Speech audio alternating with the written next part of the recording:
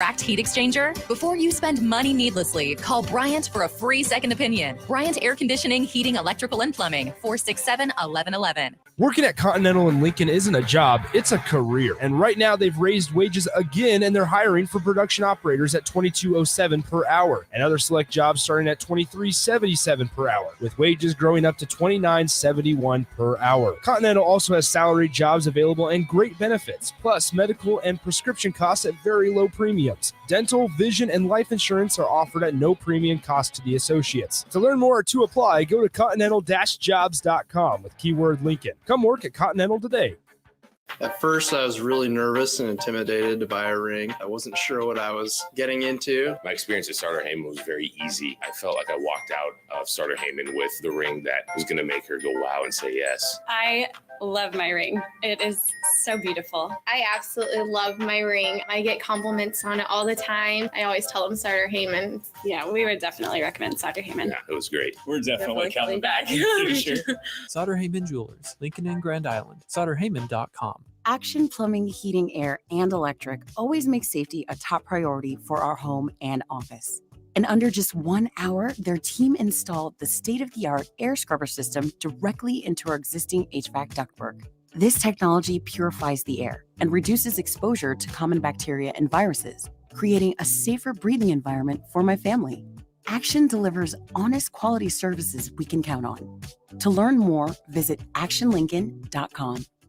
Casey's General Store is giving you the chance at winning 2 free tickets to a Nebraska home basketball game this season. Stop by any Casey's location in Lincoln throughout basketball season, enter your name into the registration box, and you'll have a chance to win 2 tickets to an upcoming Nebraska basketball game. Every drawing will occur at least 24 hours before the game that has its selected winner. So make sure to get to any Casey's in Lincoln today for your chance at 2 free tickets for Nebraska men's basketball games. This is Lincoln's home for sports talk on the FM dial. Also online at theticketfm.com. On the internet. KNTK FM Firth, 93.7 The Ticket. This is On the Block with Strick and Bach. Nebraska Basketball Hall of Famer and 9-year NBA vet, Eric Strickland. Strickland for 3! You're going to go out of here as the Big 8 tournament champion. 93.7 The Ticket veteran and Bill Callahan fan club president, Jake Bakoven. I love Billy. Coming at you live from the Coppel Chevrolet GMC studios in the heart of Lincoln, America. On air and online at theticketfm.com. This is On the Block with Strick and Bach. Hold up.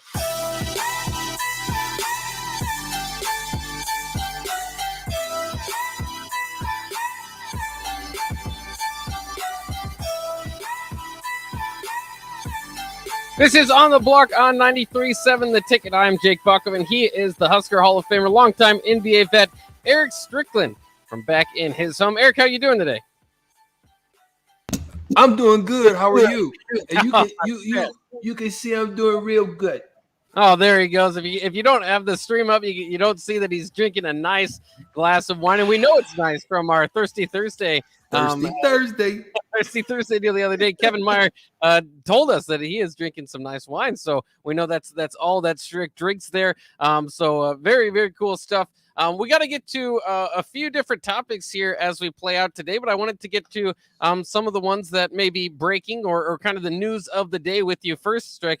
Sean Payton out the door with the Saints. Little hint to you, Sean Payton might be the theory or the theme, I suppose, for Shootout with Strick later here in this hour. But was this a bit of a surprise to you, or did you kind of heard the rumblings over the last couple of days? But sometimes when a guy's with a certain franchise for that long, it's hard to imagine him anywhere else. And we don't know if he's retiring, if he's moving to the booth, or if he might want to look for a different quarterback on a different team that's a little further along in their process. What's your early read on the Sean Payton situation?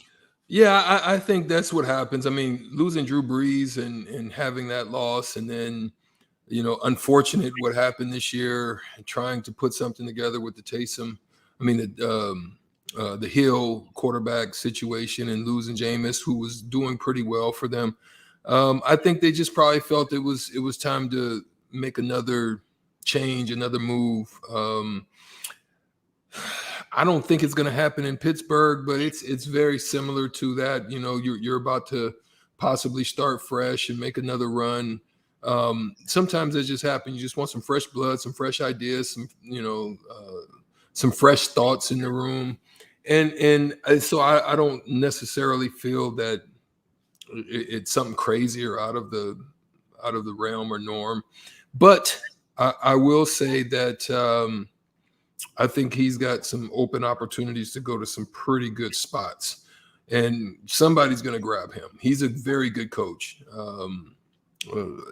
New Orleans has not had one to do it just as good as him. That's what I will say. I think he's had a wonderful tenure, and it's maybe just that time.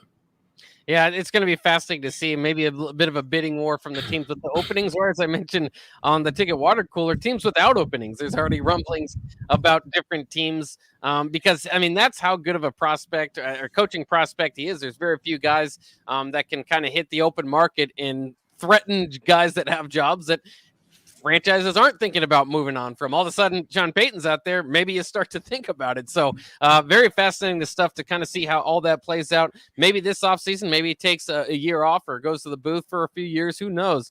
But it's going to be fascinating to see how all that plays out. The other big story, and we'll get a little bit more into it here in about 20 minutes, just initial thoughts, though, from you on the Baseball Hall of Fame selection that should come down here in just under an hour. We'll see if Barry Bonds, Roger Clemens, and their 10th opportunity, final opportunity, will make the Hall of Fame. So don't spill too much of your beans because that'll be the topic of our next conversation. But just quick thoughts on that around the corner and kind of what it means for baseball if they decide to still lock those guys out of the Hall of Fame. It's their final opportunity. Yeah, I think it's sad. I think it's some things to consider. I think you got to really consider the whole body of work. Yeah, I think there are things that people that have been long tenured writers, baseball in itself is supposed to be one of the purest forms of what they feel is a sport. You know what I mean? It's America's so-called game. You know, you go and have a hot dog, and you know it's been like that for a long time. And so whenever they feel that the heart of that or the spirit of that sport has been tainted, it does put a pretty sad mark upon you that with that group, it's tough to get rid of. You know what I mean? There's a lot of forgiveness in some other aspects of different sports.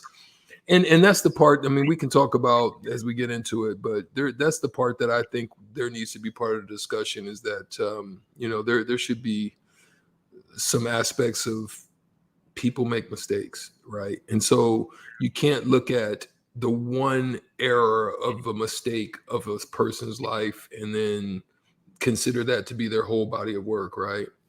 If that's something that I think should be considered when you're looking at all of these individuals, you know what I mean?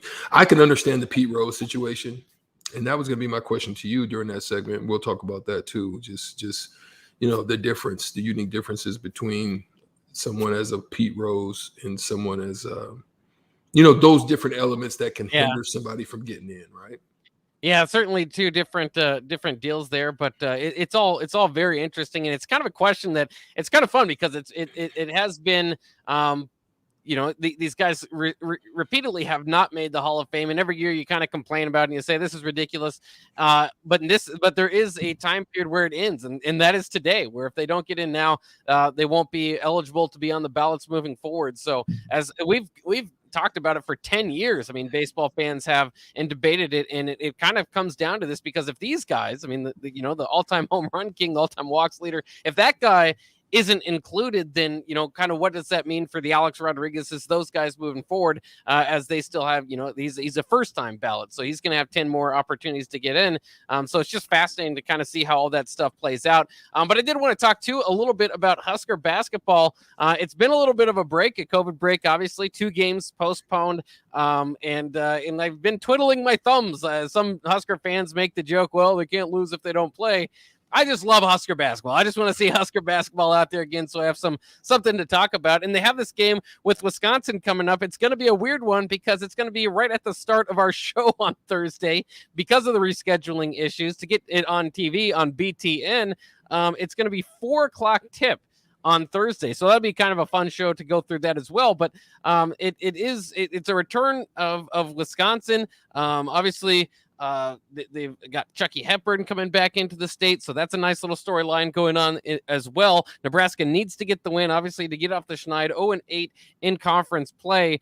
But I just feel, and I don't know if it's I do this every time Nebraska plays Wisconsin. I try to gauge the rivalry, right? Because there's been certainly big moments on Wisconsin side for football. Nebraska fans will remember No Sit Sunday for Nebraska basketball to beat that Wisconsin team that went to the Final Four, went to the championship game, and that helped propel Nebraska into the tournament. But I always think back to it, and you had another element of that with Wisconsin beating Nebraska in a great NCAA volleyball championship game this last year. I just want Nebraska to get a few more punches in on Wisconsin because they're very few and far between. And you wonder, I feel, and part of it is because it's the 4:00 tip or whatever and stuff like that. So it's hard to get too engaged for an 0-8 team. And I get all that. But I just always feel like it's a one-sided rivalry between Nebraska and Wisconsin, which wasn't the idea when the Big Ten began, obviously. It was that Wisconsin doesn't have the traditional history of a Nebraska football team, so they might not measure up, but there's still a little bit of a rivalry there. Now when I think of Wisconsin, who had all those rivalries with Iowa and Minnesota for years and years and years, and there's just no real reason to dislike Nebraska too much from their point of view. I always think that rivalry, as opposed to like the Iowa rivalry, which is heating up, has been simmering for so many years and just kind of is very lackluster, especially if I'm a Wisconsin fan. I don't know how I'd gather up too much hate for Nebraska. I don't know where it comes from.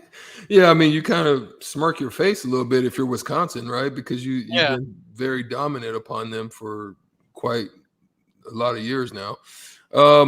But especially with basketball, it could be created based on, a Nebraska kid going there to Wisconsin, and you lost one to that program. And with Chucky, I'm sure he's going to be looking at it from that standpoint. I don't think that we could, especially from a basketball, I think it's definitely there for volleyball. It's definitely there for volleyball. Football they would have to make some noise and really do some things to turn that thing around in order to do it. In basketball, they haven't won a game against the Badgers since January 29th of 2018, and in which they swept that home series that game, and they've lost the last 6, and it hasn't even been close. So it's like 6 in a row, and you haven't even got a sniff of a victory. So I think it's a significant opportunity. I think the danger of this particular game is that you're playing against a number 8 team. This team, I think it's 15-3 or 16-3, one of the two, 15-3 or 16-3, and they haven't lost a back-to-back game all season.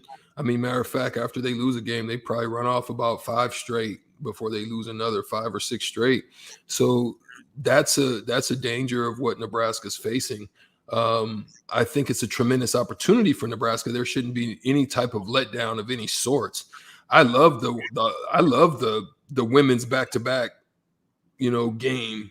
I think it could be a tremendous atmosphere for both teams where the women's can come a little bit early. As long as Nebraska's playing and setting it off, they come a little bit early, get in. And then, I heard you have to leave. I think that sucks. You know what I mean? You have to kind of go back out in the cold and kind of come back in. It would be nice if you can just switch your seats and then boom, you set it off for the next one. So I think, we'll see. I mean, we'll see. This could set the Nebraska program rolling downhill. Hopefully, if they could pull this one off, it could be a turnaround part of what they're trying to do and the change and the transition of what they're trying to finish for the rest of the season. So it's a big opportunity for them, but are they going to be ready? We'll see. Yeah, and like you said, it's kind of been upset central in the Big Ten over the weekend. Maybe that extends over a little bit into Lincoln for that matchup. And it's just, but they're just always such a good example of a solid program Wisconsin is. I mean, and that's, when we talk about stability and you talk about not beating them since 2018, part of the reason I would think that would be the case is Brad Davidson's probably been there since 2018, and Nebraska has a new core every year. So it's hard, especially with the rivalry factor, to really get into it if you don't have the same guys year in and year out. But I mean, this team's going to be fun. Like you said, Chucky Hepburn probably going to get most of the attention from Nebraska fans just because because you kind of wonder what could have been or what will be with Chucky Hepburn in the future, and Nebraska having such a great recruiting class, but not locking down the state and losing Chucky Hepburn to a rival within the Big Ten. Brad Davison, like I said, one of the most hated players in college basketball altogether. He'll take a few charges. We know we'll see that coming up. But the big one for me is Johnny Davis. Johnny Davis has exploded into a National Player of the Year contestant. He's averaging 22.3 points per game. He's doing things I saw that haven't been done since Carmelo Anthony and Tim Duncan as far as just kind of overall game. I mean, it's going to be fascinating to see. Do you think Trey McGowan gets the draw or is going to have to guard him? I would think that Trey would take that challenge. I definitely wouldn't. I'm gonna be honest, and this is no knock. I wouldn't allow Bryce to take that challenge right now. You know what I mean? I definitely would let Trey take that challenge and battle that battle. And even throw Verge on him some. You know, I think Verge would take that challenge as well. And, you know, when you look at the Wisconsin situation, you know, and again, whatever I speak is not a knock to a specific player. It's just when you look at the overall body of it, although Chucky is still trying to find his way as a freshman, right? He isn't playing like lights out right now. He's doing some wonderful things and he's leading the squad. He's doing what point guard stuff do, right? And that's, you just think about when you look at it, you look at, that's what you need in Nebraska, that type of guy. You know what I mean? You like, dang, you let that one get away. And that's the guy you need who's going to defend his butt off. And he's going to he's not selfish. He's going to find the guys. He's going to distribute that rock. And that's the kind of guy you would want leading your team right now. Again, this is not a knock to Verge. Verge is not a PG. He's just like me. You know, I had to learn the position. And it's not an easy feat. I mean, shoot, I had to learn it at the highest level. So, you know, it was just a blessing. I had, you know, mentors like Derek Harper and, you know, initially Jason Kidd was around. So I just got to sit there and watch him, you know, do his thing. So those are the things that kind of helped me to get through, watching what they did, watching how they observe, watching how they sit in the bench. Those are things that I think Chucky does just naturally. His father, Greg Hepburn, who we talked to last week, has taught him well, and they watched film and they broke stuff down. So I'm looking forward to seeing if Nebraska steps up to the challenge. A game that is kind of thrown at you kind of quickly. It wasn't something that was where you're looking week down the road and you're saying, okay, we've got Wisconsin. It kind of comes up. You know you got them, but, you know, now it kind of pops up. Maybe it, you know, just shakes a little something off of you. Hey, we got one, baby. Let's go. You know, maybe it'll put a charge on them. I'm hoping it does so. And I'm looking forward to the women too. I want the women to go out and do their thing. They've got to get back off the schneid. It's tough when you got to knock rust off after having such a delay, but hopefully they prepared. Do you see that being a factor maybe in the first few minutes for both those teams is kind of getting back into it, or is a week off not really long enough to really have too much rust? Shoot, Wisconsin's coming off a game where they played pretty well not too long ago against a Michigan State team who did them kind of dirt at home. So, you know, they're coming in with fire in their eyes. They're not coming in with lackluster. I know, like you said, you know, Brad is like, he wasn't, I'm sure he got on him a little bit after what Michigan State did to him. I mean, they jumped out to like a 8-2, 8-0 lead and just gave up the ghost and never really got back into it. Only got down to 8 points at one point. So he's not going to be very happy, and he's not going to let them, you know, go in looking at a 6-13 Nebraska squad that's 0-8 in conference and let them be the one that clips you. He's not going to let them slip like that. So they're going to come with their best. Yeah, Nebraska's going to have to earn it. Greg Gard, one of the coaches in the Big Ten, and Nebraska. I still feel like, I know there's missing pieces. They've had injuries and all that. There's still the talent to get a few wins here in the Big Ten. That doesn't change from what we thought preseason. They just need, you know, a lot of it. It comes down to shooting, and that's been getting better. A pretty good question earlier earlier here on the ticket by Nick and Rico. They were kind of asking, who would you have out if you needed a 3-pointer? It just comes down to, you need a 3-pointer. 10 seconds to go, whatever the case may be. Kind of looking at the Kansas situation last night, who would be your 5 out there? You can give your 5 for us. Yeah, for Nebraska. But specifically to you, it just really comes down to who would you want taking that shot. It looks like they've had Bryce McGowan's they've gone to him more, see if he can find something out, and then go to Alonso if he can't. But who would you want taking the 3 at that point? CJ Wilcher, I think, is their best 3-point shooter, but is he a clutch? Is he a guy that you would expect as a freshman? Is he who you would go to probably if you needed a 3 in the final seconds and you could draw it up perfectly to whoever it would be? Who do you think you would draw it up to? I would go with Tamanaga first and then Wilcher. Mm. You know what I mean? Yeah, I mean, both of them are pretty close, and both of them, and Tamanaga, sophomore, he's had a little bit more experience at the college level, but not at the Big Ten level. But yeah, I mean, I think that those are the guys that you want to go to. Maybe not ideal. You'd like to have a team leader there, but Bryce has just been so inconsistent and pretty bad altogether from 3, and he shoots them pretty deep at times. I don't definitely not off the dribble. Right. I don't like him off the dribble. I don't mind him on catch and shoot, square you up. He seems to get his feet set right. I just don't think he plays low enough to where he elevates and he seems to come up short. A lot of the times it comes up short. And it's just because he either holds it too long. I think he's holding it too long. He's not releasing it at peak. And he's not getting that full elevation for range. So, that's when you have to be able to be low and get down, and then you're raising up and you're at peak and you're letting it go. I just haven't seen that from him yet. So that's why I would definitely not want to see it off the dribble. It seems to get his feet under him a lot better off catch and shoot. So if you can get him on a catch and shoot, Bryce can be pretty good too. It's pretty hard to envision anybody off the dribble getting a very good shot. Tamanaga at times is kind of forced to when they need a 3, and he hasn't gotten very good looks. I don't think anybody on the Nebraska team shoots it very good off the dribble. Yeah. Right now. I'm not saying that they can't, but right. I don't see that they have that in them. Now Tamanaga on transition to pull up is pretty good, but going side to side, creating space and stepping back off of something and shooting it, it's very inconsistent for Bryce. I think the one that has the most capability because of his elevation and rise is Trey. Trey's probably the best of the ones off the dribble. And we'll see. Hopefully, Trey, can kind of add to that. With still getting back into the action, there's less of that excuse, I suppose. And we all kind of wanted Nebraska to kind of make some hay before Trey was able to come back. But now he looks healthy, and you hope that he can really add to this team, especially when you go up against the Johnny Davises and maybe the Keegan Murrays out there from Iowa. I mean, the Big Ten's got some dudes in it, so you need your perimeter defender out there. We'll take a quick break here on the block on 93.7 The Ticket.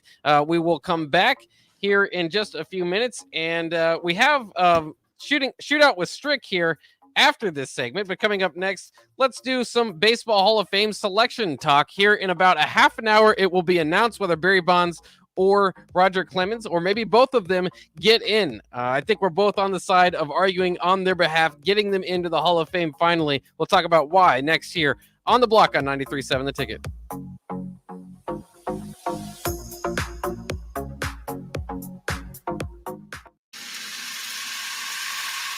You hear that? That's the sound of extremely tender and delicious beef from Certified Piedmontese. Prime grade tenderness with a fraction of the fat and calories of normal beef. It's Nebraska-raised product and the official beef of Nebraska Athletics. Change the way you buy beef today at the Mercado by Certified Piedmontese, just north of 84th and Havelock, or at cpmercado.com. Have you been told your furnace has a cracked heat exchanger? Before you spend money needlessly, call Bryant for a free second opinion. Bryant Air Conditioning, Heating, Electrical, and Plumbing, 467-1111.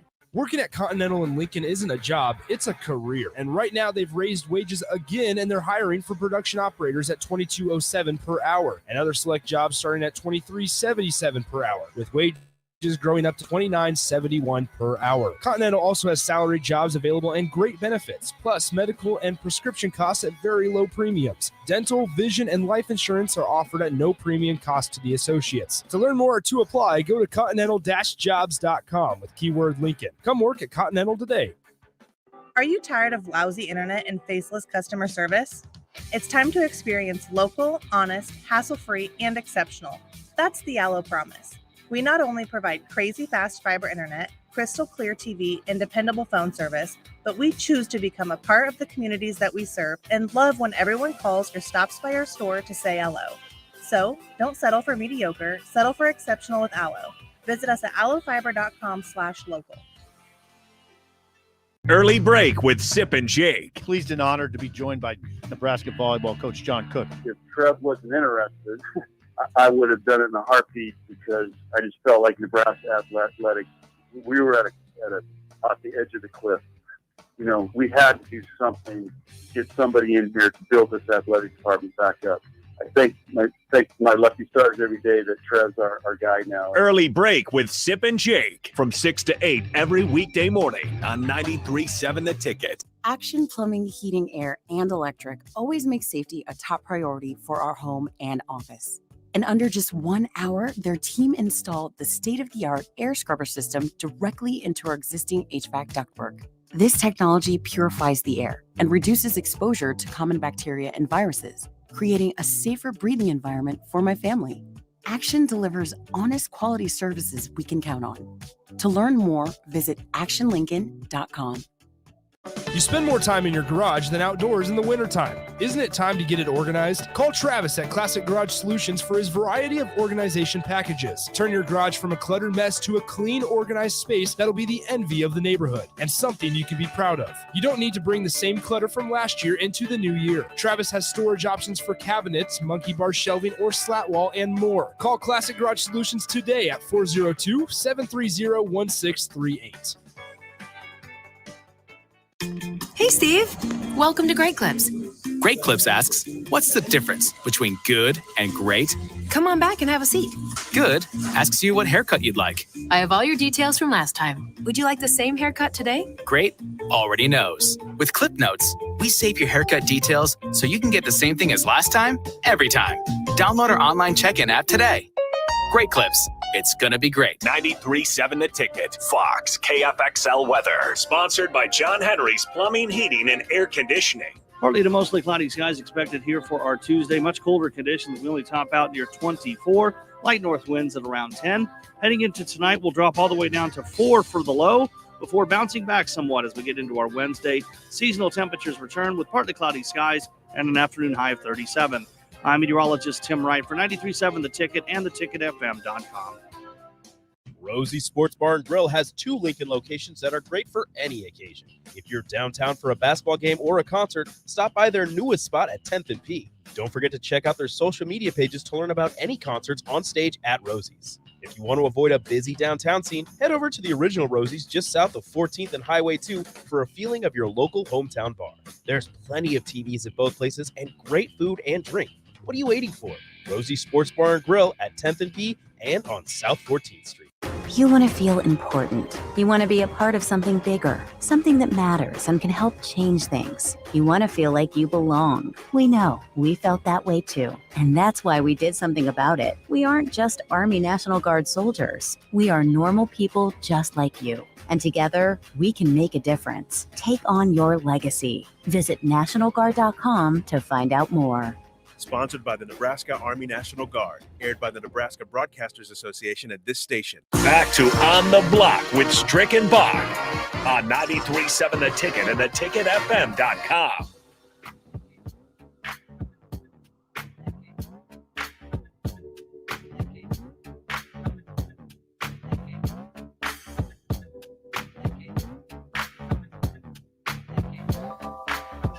We're back on the block on 93.7 The Ticket. I'm Jake Bachman. He is Eric Strickland, and this is On the Block. And we are going to talk now about the Baseball Hall of Fame selection, and if they will include Roger Clemens and Barry Bonds here coming up in just a half an hour. It should be announced, and we'll get the answer to the question that we've been waiting for a decade to find out if those guys will get in. Of course, they've been voted against for many years because of their connection with steroids in that era of baseball. But I mean, these guys, I mean, their resumes are just incredible when you look at, if you didn't, I mean, most people do know what these guys meant to the game in the late 80s going into the 90s and into the early 2000s. Barry Bonds, obviously the all-time home run hitter, the home run king for single season and all time. I believe as the walk leader as well. As far as Roger Clemens goes, 7-time Cy Young Award winner, a record for 20 strikeouts in a 9-inning game. He did that twice, and just has plenty of records of his own. 11-time All-Star, even won an MVP as a pitcher in 1986. So these guys are just absolutely dominated the era. Were caught and a big part of the scandal of the steroid era. 2003 Major League Baseball started coming down on that sort of thing, and it's tainted their image, and maybe deservedly so. Maybe they've they have that asterisk next to their name, even if they do get into the Hall of Fame. But overall, I still think whether you have an asterisk section or a steroid section of the Hall of Fame, if you really want to separate those guys, you can, but they've just done so much for the sport of baseball. I always go back to, if you can't tell the story of baseball without including these guys, they probably belong in the Hall of Fame if they have that decorated of a career, and those guys certainly fit into that category. Yeah, there's definitely no question about it. I mean, that's some of the things that some writers have spoken. He has progressively grown. Obviously, early on in the whole discussion, his numbers and his percentages were really low as far as his vote counts, but they've progressively grown up. And also now you have a younger generation of writers as well that maybe are not looking at it from the same perspective. So it may get him close. I mean, I think without this year, I think the last year he was maybe at like 60, I want to say 68%, 67%. You got to get to that 75% threshold. So he's close, but still kind of far away. You know what I mean? It's going to take, a good portion of people to jump ship and jump on board. But I think when you really assess Barry, you got to look at his body of work. You can't just look at not necessarily what's going on. I think there's a lot of things that people did know about. There were things that people took and maybe unknowingly didn't know the full scope of it. I think there are people that maybe wanted to get a leg up and probably tried the water and did so. But if you look at prior to whenever that stain on his career happened, I think at that point he was like, shoot, he had a great career. I mean, an elite career prior to that. Some of the accolades Bond hit, he was 290, he hit 290, 410 home runs over that span. He racked up 8 All-Star appearances, 8 Golden Glove awards, and 7 Silver Slugger awards. So that's just prior to the stain in 1998, right? So you look at those things and can you fight him? That's the part that I think that the purists sometimes go a little bit too far with it, and you can get into other discussions about it. But I say, Bach, if you're going to hold that standard, then that, as you said, that's going to, you got to look at Sammy Sosa, Manny Ramirez, Alex Rodriguez, Gary Sheffield. You've got to look at all these types of guys. If there's any stain of any kind of that, and a lot of people, had some PED situations, you can't let them in. If you're gonna hold that standard, you got to hold it all the way. You can't just all of a sudden be like, oh no, not for them, and that would suck. Well, drastically. And that is part of you kind of wonder. Big Papi is finally on the ballot for the first time. Pretty much universally beloved, and maybe unless you're a Yankees fan or whatever, but just a great personality and doesn't have as much as the steroid stain as some of the others. But he did show up on that list released in 2003 of players that they thought were taking steroids, or they had a little bit of proof there. So you wonder if that likability is going to play into it. There's also the idea, and I've seen it out there, of the fact that maybe Big Papi played for one team. Traditionally, if you played for one team, and he played for 2, he started with the Twins, but his body of work is with the Red Sox. If the majority of your body of the work is with one team, you seem to get a little bit of a pass with some of the other things as well there. So, I mean, I think it's fascinating to see the trickle down effect, like you're saying, with Alex Rodriguez and Big Papi now on, in there. What's it going to do to them? And ultimately, I suppose I don't have a problem with not making Barry Bonds or Roger Clemens a first ballot Hall of Famer because of those things, making them wait 10 years to get their due. But ultimately, I think these guys need to be included. It was part of the era, and it wasn't like Major League Baseball didn't know what was going on, right? I mean, it just didn't get tested until 2003, but it was obvious, just like it was obvious in the NFL, a lot of those linebackers were pretty juiced up. It was just kind of look the other way sort of thing. So if you include Bud Selig, who was the head of Major League Baseball, the commissioner of Major League Baseball in the Hall of Fame, which they already have, I don't understand how you come down on the players a lot more than the leadership at the top at the time. But not everybody feels the way we do. Brian off the text line, Starter Heyman text line, 402-464-5685 if you want to chime in. Brian does. He says, the problem I have is that we all know they cheated, right? So how can you separate their stats from the fact we know they cheated? We can't say their stats are separate from their cheating. And certainly that, I mean, that is something you have to do within kind of your own mind is knowing that those stats probably wouldn't be the same. And, you know, but the problem, especially what I have with a Barry Bonds or a Roger Clemens, is it's hard to identify when they started. When it right? started, yeah. When you know, because if I'm Barry Bonds and I'm watching all the attention Mark McGwire and Sammy Sosa are getting in 1998 for their home run chase, and then they don't have anything, you know, there's nothing, you know, there's whispers, but there's nothing coming down on them. Why wouldn't I take steroids? Why wouldn't I try to compete with those guys? And so, you know, both of them had long, illustrious careers before you assume that the steroids stepped in to begin with. Yeah, and listen, most guys that are elite athletes like them, they don't start that way. Normally people, and that's what I'm saying, you can't really say that they were taking them the full of their career. And that's why I was, you know, I like, you know, the sports writer John Heyman's of the MLB Network's take on it, because you can't assume that was the case.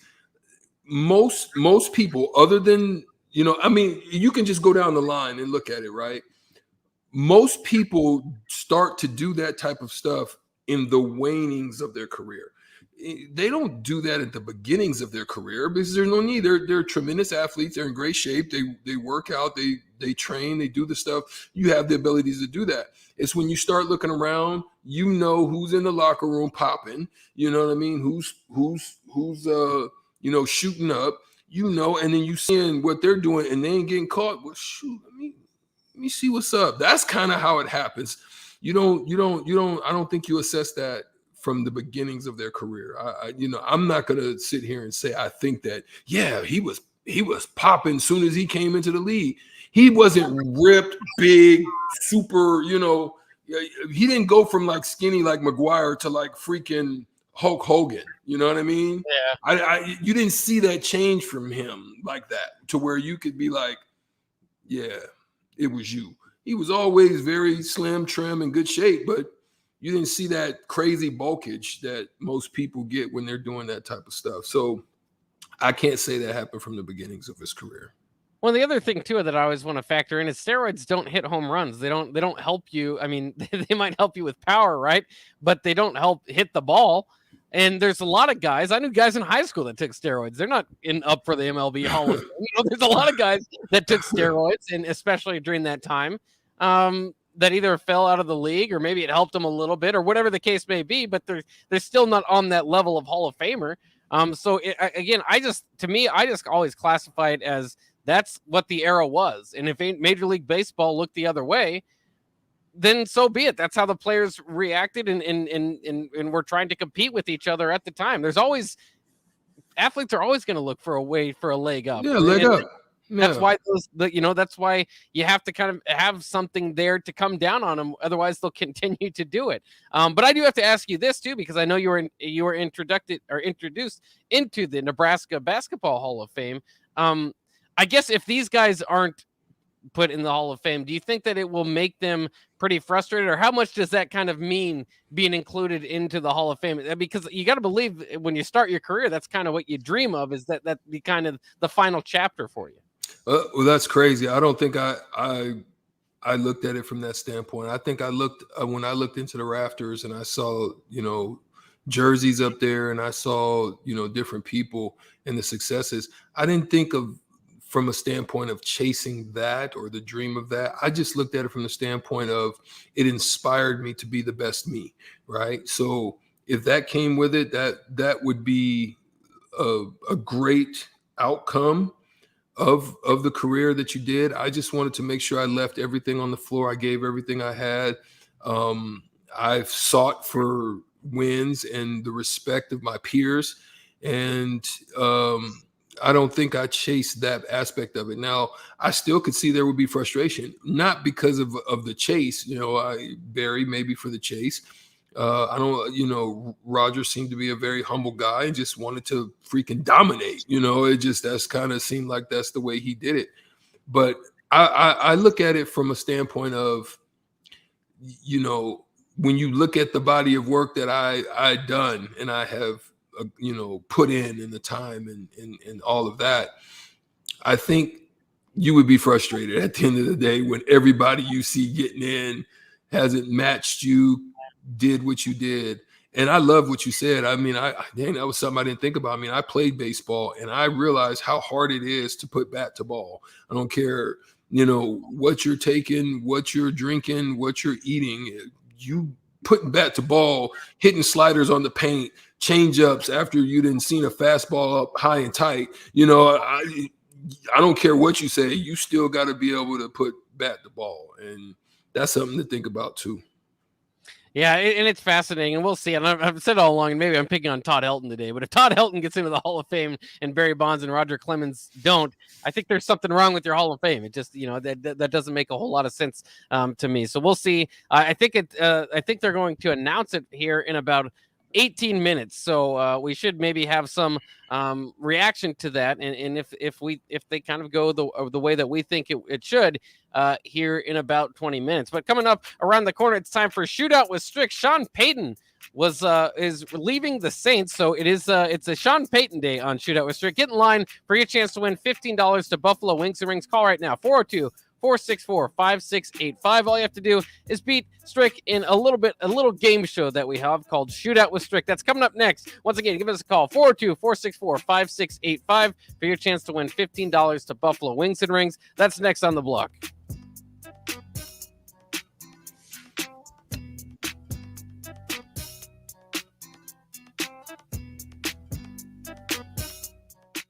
Action Plumbing, Heating, Air, and Electric always makes safety a top priority for our home and office. In under just 1 hour, their team installed the state-of-the-art air scrubber system directly into our existing HVAC ductwork. This technology purifies the air and reduces exposure to common bacteria and viruses, creating a safer breathing environment for my family. Action delivers honest quality services we can count on.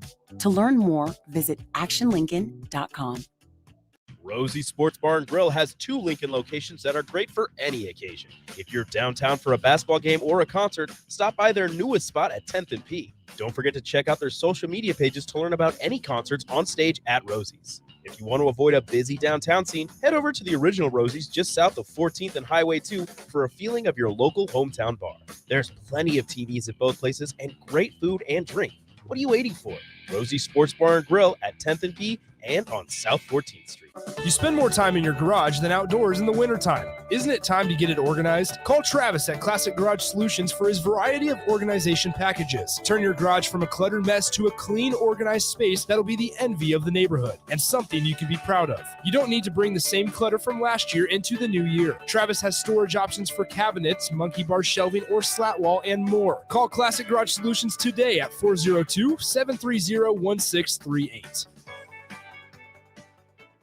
You want to feel important. You want to be a part of something bigger, something that matters and can help change things. You want to feel like you belong. We know. We felt that way too. And that's why we did something about it. We aren't just Army National Guard soldiers. We are normal people just like you. And together, we can make a difference. Take on your legacy. Visit NationalGuard.com to find out more.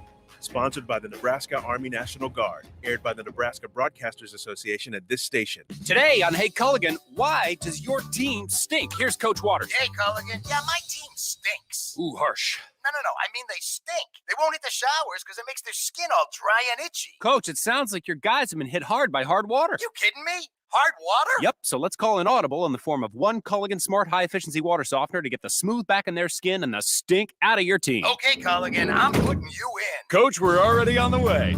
Go to CulliganLincoln.com and schedule your free water test today. Hey, Steve. Welcome to Great Clips. Great Clips asks, what's the difference between good and great? Come on back and have a seat. Good asks you what haircut you'd like. I have all your details from last time. Would you like the same haircut today? Great already knows. With Clip Notes, we save your haircut details so you can get the same thing as last time, every time. Download our online check-in app today. Great Clips. It's gonna be great. Your home should not be a zoo to unwelcomed animals. Let the experts at Bats to Rats take care of those problems. Dane has been a leader in wildlife and pest management and prevention in Lincoln and the surrounding area for 15 years and can help you get rid of bats, rodents, and anything else. Whether it's residential or commercial buildings, schools, apartments, or churches, they're always a phone call away. Call today at 402-310-0904 or visit batstoRats.com. Bats to Rats Wildlife Control and Prevention. You can search online for hours to find the best electricians in Lincoln and the surrounding area, but I'll save you time. High Electric has been serving their customers for 30 years for both residential and commercial properties. They're experts in everything electrical, from remodeling to new additions, hot tub installations, electric vehicle chargers or EV chargers, lighting, ceiling fans, and more. High Electric takes jobs from Beatrice to Omaha and all towns, big or small, in between. Call them today at 402-466-6606 or learn more at highelectric.com. Are you tired of lousy internet and faceless customer service? It's time to experience local, honest, hassle-free, and exceptional. That's the Allo Promise. We not only provide crazy fast fiber internet, crystal clear TV, and dependable phone service, but we choose to become a part of the communities that we serve and love when everyone calls or stops by our store to say hello. So don't settle for mediocre, settle for exceptional with Allo. Visit us at allofiber.com/local.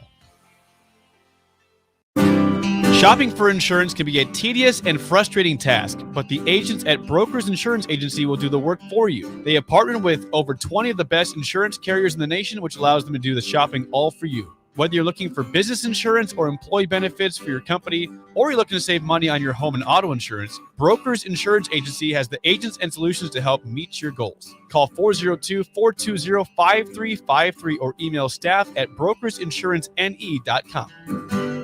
93.7 The Ticket. Fox KFXL weather. Sponsored by John Henry's Plumbing, Heating, and Air Conditioning. Partly to mostly cloudy skies expected here for our Tuesday. Much colder conditions. We only top out near 24. Light north winds at around 10. Heading into tonight, we'll drop all the way down to 4 for the low before bouncing back somewhat as we get into our Wednesday. Seasonal temperatures return with partly cloudy skies and an afternoon high of 37. I'm meteorologist Tim Wright for 93.7 The Ticket and theticketfm.com. It's time to play Shootout with Strick.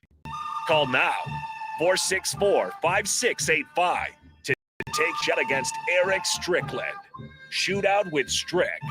Brought to you by Buffalo Wings and Rings. Time to play the game!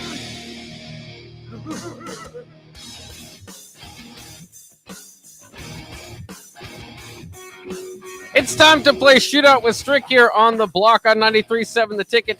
And it is time for a chance for one of you to win $15 to Buffalo Wings and Rings. All you have to do is beat Strick in a shootout. Today, we have Seth on the Honda of Lincoln hotline. Seth, how much do you know about Sean Payton? He's the topic of the game show today. A little bit. A little bit should do enough of it. To be honest, I dug pretty deep into his resume there, so it's going to be kind of tough for both of you. But it's either or. So we'll see what you guys can do. So we'll start with Strick, so Seth knows what he needs to get to in order to get the win today. If he does not win, if Strick wins, well, Strick, of course, is a man of the people. So the third caller will then get the chicken. So are you ready, Strick, to go? Let's get it. All right, 3, 2, 1. What college did Sean Payton play quarterback for? Western Illinois or Eastern Illinois? Western. It was Eastern. Which Big Ten school did Sean Payton coach quarterbacks for in 1996? Illinois or Indiana? Indiana. It was Illinois. Payton was the college running back coach for which early 90s running back? Marshall Faulk or Garrison Hurst? Faulk. That's correct. Which season did Payton lead the Saints to the Super Bowl championship? 2009 or 2006? 9. That's correct. Who is going to play Sean Payton in the upcoming movie Home Team?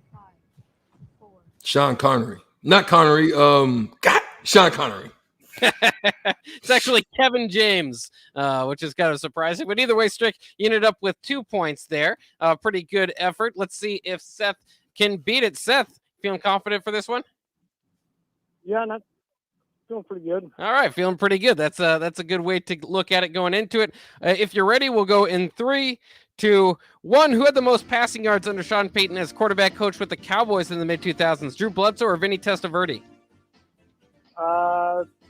Testaverde. It was actually Bledsoe. Which NFL franchise was Payton's first quarterback coach gig with in 1997? Giants or Eagles? Giants. It was actually Eagles. Which NFL team did Payton play for briefly in 1987? Bears or Vikings? Bears. That's correct. Who did Payton and the Saints beat in the Super Bowl in the 2009 season? Patriots or Colts? Colts. That's correct. What number did Payton wear at Eastern Illinois, which is now retired by the school? No! The buzzer went off. It's not counting it. So you each have 2 points, which means we go to our tiebreaker, and the tiebreaker is rather easy. We'll ask Strick a question, and then you go over under. If Strick gets it on the nose, there's nothing we can do. He wins. Okay, so here we go. Just like Strick, the Kansas City Chiefs. That's right. You get no rebuttal. It's the overtime rules here. How many playoff wins did Sean Payton have as the coach for the Saints? 16. 16. Seth, you say over or under? Under. It is under. That means Seth walks away with the chicken. He gets the boom shakalaka and a shout out from Stone Cold.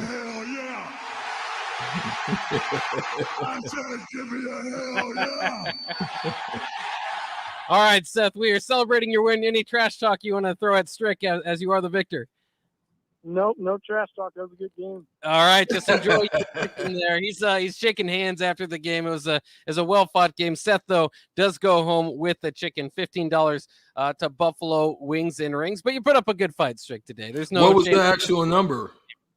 It was 9. Did I not say there was 9 wins? Is what he's had as far as playoff wins for the Saints. Maybe a little bit lower than you would expect, but he's done pretty good once he's gotten to the playoffs for them. A few things I wanted to get to real quick before we hit the top of the hour and have plenty more to bring to you. The Miami Hurricanes, I mentioned this earlier, are getting rid of the turnover chain out there, which was kind of replicated by many schools. They have different ways to celebrate turnovers. Are you kind of sad? Did you feel like that was part of the Miami Hurricane fabric now? Yeah, I think too, then what happens is you start chasing, you start going after it, you start missing assignments because so I think they want to get back to the basics and not about the high and the shine. I understand why they do it. I mean, I think it's a pretty cool little thing, but I think a team that's kind of lost their savor and who they were and how they used to do things with the right kind of play. I think they want to get back to just basics, and I can understand probably why they're trying to do it, because you can start smelling yourself, and like you said, on an out pattern, you may jump the route, and then all of a sudden, boom, they out and up you, and now you got a 65-yarder when you only had maybe a 5-yarder if you would have been disciplined, right? Because you're chasing that. So sometimes that happens. I think that's something to just look at.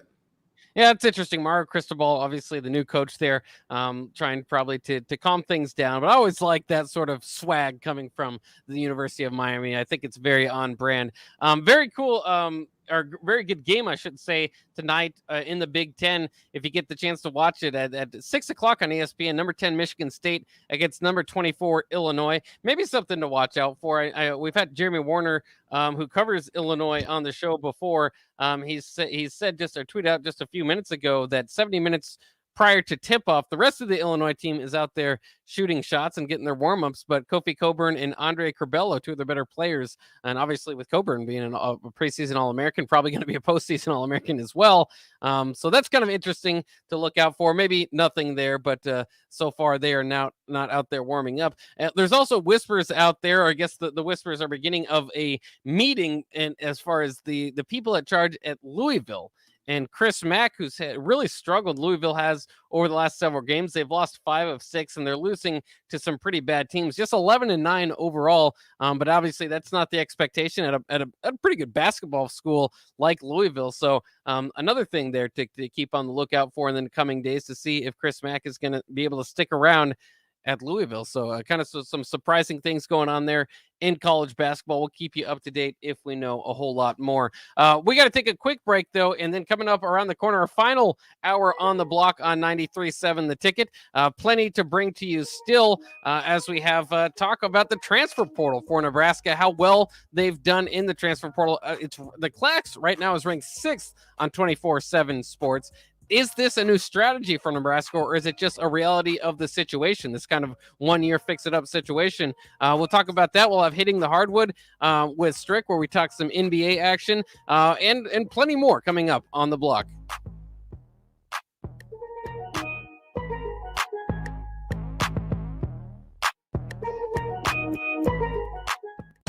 Your home should not be a zoo to unwelcomed animals. Let the experts at Bats to Rats take care of those problems. Dane has been a leader in wildlife and pest management and prevention in Lincoln and the surrounding area for 15 years. He can help you get rid of bats, rodents, and anything else. Whether it's residential or commercial buildings, schools, apartments, or churches, they're always a phone call away. Call today at 402-310-0904 or visit batstoRats.com. Bats to Rats Wildlife Control and Prevention. Are you tired of lousy internet and faceless customer service? It's time to experience local, honest, hassle-free, and exceptional. That's the Allo Promise. We not only provide crazy fast fiber internet, crystal clear TV, and dependable phone service, but we choose to become a part of the communities that we serve and love when everyone calls or stops by our store to say hello. So, don't settle for mediocre, settle for exceptional with Allo. Visit us at allofiber.com/local. This is your High School Minute. With your Southeast Community College High School Minute, I'm Harrison Arns. In boys basketball on Thursday, Lincoln High won over Norfolk 65-52. Vincent Garrett for Lincoln High led all scorers with 23 points. Lincoln Lutheran edged out a win over Archbishop Bergen 49-48. Lincoln Northeast won over Lincoln Southwest 55-51. Xander Beard helped push them to a win with 21 points. Switching to girls basketball, Fremont dominated in their game against Lincoln Southeast 81-41. McGade for Fremont would end the game with 33 points. Lincoln High beat Norfolk 60-31, and Waverly won over Wahoo in double overtime 47-45. In recent news, Gretna has been stripped of its 2021 state football championship title by the NSAA Board of Directors for having an ineligible player on their roster. Gretna will have to return the state trophy, but individual medals will not be required to be given back. This has been your High School Minute, sponsored by Southeast Community College, with locations in Lincoln, Beatrice, and Milford. Learn more today at southeast.edu. Rosie Sports Bar and Grill has 2 Lincoln locations that are great for any occasion. If you're downtown for a basketball game or a concert, stop by their newest spot at 10th and P. Don't forget to check out their social media pages to learn about any concerts on stage at Rosie's. If you want to avoid a busy downtown scene, head over to the original Rosie's just south of 14th and Highway 2 for a feeling of your local hometown bar. There's plenty of TVs at both places and great food and drink. What are you waiting for? Rosie Sports Bar and Grill at 10th and B and on South 14th Street. Working at Continental in Lincoln isn't a job, it's a career. And right now they've raised wages again and they're hiring for production operators at $22.07 per hour and other select jobs starting at $23.77 per hour, with wages growing up to $29.71 per hour. Continental also has salaried jobs available and great benefits, plus medical and prescription costs at very low premiums. Dental, vision, and life insurance are offered at no premium cost to the associates. To learn more or to apply, go to continental-jobs.com with keyword Lincoln. Come work at Continental today. Casey's General Store is giving you the chance at winning 2 free tickets to a Nebraska home basketball game this season. Stop by any Casey's location in Lincoln throughout basketball season, enter your name into the registration box, and you'll have a chance to win 2 tickets to an upcoming Nebraska basketball game. Every drawing will occur at least 24 hours before the game that has its selected winner. So make sure to get to any Casey's in Lincoln today for your chance at 2 free tickets for Nebraska men's basketball games. Southeast Community College is training tomorrow's workforce today with our nearly 60 career and technical programs. We are doing our part to help employers fill vacancies during this current labor shortage, graduating students with skill sets employers are seeking. We're also helping to upskill the workforce by adding short-term credentials like certificates in many programs so that employees can get retraining quickly. Learn more about upskilling with SCC at southeast.edu/academics. SCC, your path to possible. Landmark Implement, your local John Deere dealership, is hosting their annual sprayer clinic at the Buffalo County Fairgrounds in Kearney, Nebraska, February 2nd and 3rd. Landmark Sprayer Clinic offers expansive equipment and technology training on different models of John Deere and Hagie sprayers. Learn about the newest technology, machine maintenance, spray tip selection, and more. We'll be offering free dicamba certification. Join us February 2nd and 3rd in Kearney. RSVP by calling your local Landmark location or at landmarkimp.com/events. You can search online for hours to find the best electricians in Lincoln and the surrounding area, but I'll save you time. High Electric has been serving their customers for 30 years for both residential and commercial properties. They're experts in everything electrical, from remodeling to new additions, hot tub installations, electric vehicle chargers or EV chargers, lighting, ceiling fans, and more. High Electric takes jobs from Beatrice to Omaha and all towns, big or small, in between. Call them today at 402-466-6606 or learn more at highelectric.com. Our public school teachers want every child to learn, grow, and succeed. I'm Jenny Benson, president of the NSEA. School's in session, and it's key to build a partnership with your child's teacher. Visit with them and ask for an overview of your child's strengths and areas for growth. Ask for recommendations for activities and opportunities so you can work with your child to harness their strengths and address their challenges. Sponsored by the Nebraska State Education Association, aired by the Nebraska Broadcasters Association in this station. This is Lincoln's home for sports talk on the FM dial. Also online at theticketfm.com. On the internet. KNTK FM Firth, 93.7 The Ticket. This is On the Block with Strick and Bach. Nebraska Basketball Hall of Famer and 9-year NBA vet, Eric Strickland. Strickland for three! You're going to go out of here as the Big 8 tournament champion. 93.7 The Ticket veteran and Creed stan Jake Bakoven. I love that band, Creed. Coming at you live from the Coppels Chevrolet GMC studios in the heart of Lincoln, America. On air and online at theticketfm.com. This is On the Block with Strick and Bach. Hold up.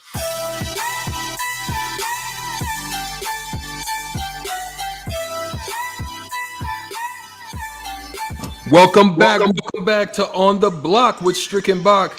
E-Strick here. As you can see, E-Strick, my man Jake Bakoven. We're here to talk about the transfer portal. That's what we're going to talk about right now. 247 has us in the top 50. Lying. They got us in the top 10 at number 6. So what is this, the new strategy that Nebraska is trying to pull off? Are they trying to jump in the portal and make it a one-time thingy? Or are they trying to make this an every day, every year, every month thingy where they jump in the transfer portal and pull some of the top of the line wine players that be out there sipping on wine like me? Jake Bakoven. What we trying to do, my guy? Are we trying to jump in the portal and grab everything in there? Or are we just trying to just jump in there and grab everything we need that's in there? What are we trying to do? Yeah, it's fascinating to see how, and I don't think we'll get this answer just this year, but it's fascinating to see, because I think some teams will. Some teams will start to include the portal a lot more. We've talked about the changing landscape of college football and, who's going to kind of take advantage of it. We've seen teams in the past. Bill Snyder, very well known for building his Kansas State teams through the JUCO route. Well, the transfer portal is kind of the new JUCO route, and it's just going to be fascinating to see who takes the most advantage of it. I also kind of think of Fred Hoiberg, his time at Iowa State. When he was at Iowa State, it was kind of a big deal. He was reaching out and getting all these transfers to come to Iowa State. It was a different way to build a program than people had done before. By the time he gets to Nebraska, everybody's doing it. So it's no longer a little shtick that he can run. I think there are going to be teams that do this year in and year out. But I think it's going to be a hard read. I don't think Nebraska necessarily is going to be hitting the portal as much as they were this year. This year, it's all about kind of filling it up. Obviously, the quarterback room, you needed a few quarterbacks there, a few offensive linemen, wide receivers. I mean, just about everything outside of the defensive linebacking room and maybe I shouldn't say the defensive lineman room. Defensive backs, absolutely, they've hit the portal for. So it's been fascinating to see, and I'll be intrigued to see if it's a thing moving forward, because you kind of have to think about sustainability, building a structure, a foundation. This kind of would take away from that, but at the same time, the best example that we all have is Michigan State this past year, going and getting Kenneth Walker, adding all these players, and completely turning around the program and the way that it looks in 1 year. And I think that there are, if you're honest with yourself, if you're a positional coach, at the college football level, if you have it, right? With the kind of the potential, the ceiling that you have with the guys in the room, it would be hard for me not to look at the portal and go, maybe we should at least give this guy a call. So I think that it's going to be a hard read to see if Nebraska is one of the teams that's going to take advantage of it long term, or is this just kind of the, you lost a lot of guys, everybody was all in, so some of those guys you expected to return left after the 3-9 season, and so you just kind of forced your hand. Or if this is going to be something of the new CEO Scott Frost that we've seen, and this is going to be a big plan moving forward. I think there's certainly potential for both, but I think as of right now, you would think it's has more so to do with the needs of the program and the fact that you're in this situation than a long-term plan. But certainly somebody's going to take advantage of it. Somebody's going to make their name off of it if it hasn't already been done with Michigan State out there. Yeah, there's no question. A couple of notes just to reference as we're digging into this transfer portal situation and how it all works. And we did have a few Husker linebackers, obviously, that popped into the portal. We had Jackson Hanna, 6'3", 220 linebacker that appeared 12 games for Nebraska during the 2021 season with 1 tackle. He redshirted in 2019. But with the emergence of Luke Reimer and Nick Heinrich, he seems like he's going to be returning home. That's what I notice a lot too. When a lot of people that jump in the portal kind of find their way back home, i.e. Wan'Dale Robinson, the likes of them. Some of them kind of, not saying all, but some of those players, they kind of track their way back home. And he found his way back to the Tennessee Volunteers. He came to us from Montgomery Bell Academy in Nashville, Tennessee. Hannah, now he also has 3 years of eligibility there, but the significance of that, he is going to be a walk-on there at the Tennessee Vols. The other one that we had, I feel sorry for this one because Will Honus had tremendous potential. He was one that they were looking at in the early stages of his start here at Nebraska. He's one that's in the transfer portal, found his way out back into Kansas. He left us. He came to us from Wichita, Kansas. He was recruited by the Wildcats and Bill Snyder back in 2017, and he made his way back there as a walk-on too. And I feel bad for him because in 2018, he had some promise. He popped out an ACL and just came back and found that there was 2 studs there just waiting on him that gave him the opportunity. And that's the thing about the sport is that, hopefully you don't get injured and somebody jumps in there and takes the reins and all of a sudden you find yourself left on the outside looking in. So those 2 have found homes. They're going to be walk-ons. Another note that just popped up on the radar was that everybody's been wondering what the heck Caleb Williams is going to do. It is possible. We're not saying this is alleged right now that Caleb Williams is looking at Wisconsin. Whoa, that came out of nowhere. And that could be a significant get if Wisconsin can land him. What's your thoughts about that? Yeah, and it's been reported. I think Greg Hamilton of ESPN, Jerry Hamilton, excuse me, or maybe Gary. It's tough to read. It's a Gerry. Those ones are already always tough. But he's the one reporting it. That Wisconsin has emerged as a true contender to land Caleb Williams. From the outside, when you think about the flashy offense that Caleb Williams is coming from and seemingly fit very well, Wisconsin doesn't necessarily bring that to you, right? But you do think about Braylon Allen, who we would have for a few years. That man just turned 18. As we all know, he's 17 playing running back for Wisconsin and emerged as one of the best running backs in the nation. So that's never a bad question and or a bad tool to have and something Wisconsin can use. I'm so intrigued by this because a lot of it might have to do with, kind of donor money or whatever. You've kind of heard whispers out there as well with Caleb Williams that it might be coming down to who can give him the most NIL money. And Wisconsin doesn't immediately come to mind when you think of that, but they do have Big Ten money, which is a big deal. It's not necessarily from the university, right? So you kind of wonder where that would be coming from. But the bigger part of that is that Wisconsin has kind of been stuck in that same situation for years and years and years, where they're like tops 10-2, right? Maybe 11-2 if you get the right year and win the Rose Bowl or whatever. But you kind of have a ceiling that you can't quite surpass unless you have a Russell Wilson. And we saw that 1 year with him. He added that completely different dynamic. Well, it's hard to get a Russell Wilson, but you would think maybe a mobile quarterback would work there. Well, they kind of tried that with Gary Anderson, and it didn't necessarily work. So they went back to what kind of does work, the foundation of the Wisconsin program, which is not necessarily a flashy quarterback. Caleb Williams is Russell Wilson. I mean, he is that next Russell Wilson type. That would be in Madison, that would completely change the way that we look at the Badgers and their potential. And certainly, as much as I would have liked to avoid Caleb Williams, and of course, Oklahoma is coming to Nebraska next year, and that was kind of the thought is, oh boy, that might be a big game for Caleb Williams. You would get him again at Wisconsin, but I think it would be great for the Big Ten West. It would be great for the Big Ten overall. So, I mean, because all this time we're thinking, he's going out to USC or something, go to some flashy program. If he went to Wisconsin, it would be absolutely fascinating. Again, it hasn't been, it's not a done deal, but they have emerged as a front runner, which I just don't think anybody saw. But immediately my mind goes back to the Russell Wilson season and how much that changed the ceiling of Wisconsin that year. Yeah, no question. That was a great addition. And, there's one thing that Nebraska did. They made another addition as well, landing a cornerback that was a great find, who had an original commit to the University of Alabama. Ooh, big one.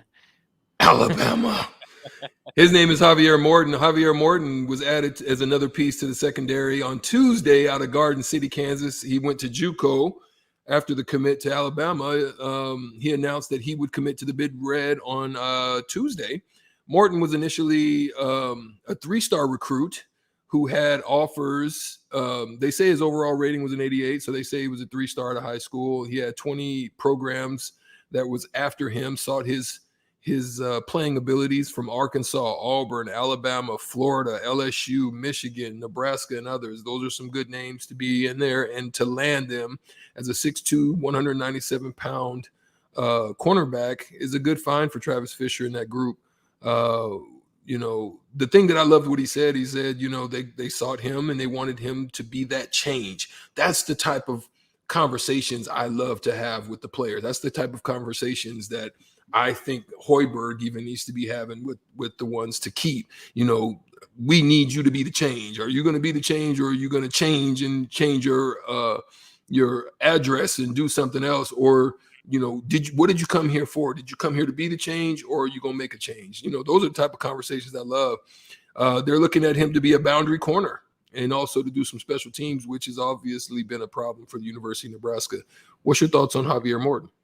Yeah, it's exciting. Obviously, like you said, coming from the JUCO ranks over there from Garden City Community College in Kansas, he's got no shortage of confidence. Is kind of reading up on him from Brian Munson, who we actually had on the water cooler earlier today. And we kind of asked him about different players and kind of what they bring. But he wrote this great article on Husker Online about Javier Morton, and Morton, like most defensive backs, no shortage of confidence. So I mean, he plans to eventually go pro. But it's just fascinating. Not just, obviously anytime you get a guy with the Alabama commit, or not a commit, but an offer at one point in time, that there's something there. You can trust that Nick Saban does his homework before offering a kid. So that's pretty exciting. Had to go the JUCO route. You don't know necessarily what the offers were this go round. But it's just fascinating overall. Nebraska losing 3 of their 4 starters out of the secondary last year. Now are bringing just heavy portal additions from the defensive backfield. Jaden Gould being one of them, Deshaun Singleton, Javier Morton, who we're talking about, Tommy Hill, the transfer from Arizona State, Omar Brown, another guy. So that's 5 guys that they're adding into that defensive backfield unit, which kind of tells me a few different things. One, they're probably looking for the immediate starter, right? I mean, I don't think you go that heavy if you feel pretty good about what you have in the room. So I don't, Travis Fisher has been an excellent coach, one of the better coaches at Nebraska on this staff as far as developing that secondary. But maybe there was a shortage of game-ready guys. And that doesn't mean maybe give up on those guys or their career or their scholarship or anything like that. Just maybe not ready to be a starting black shirt quite yet. So they're adding a lot of competition to that room.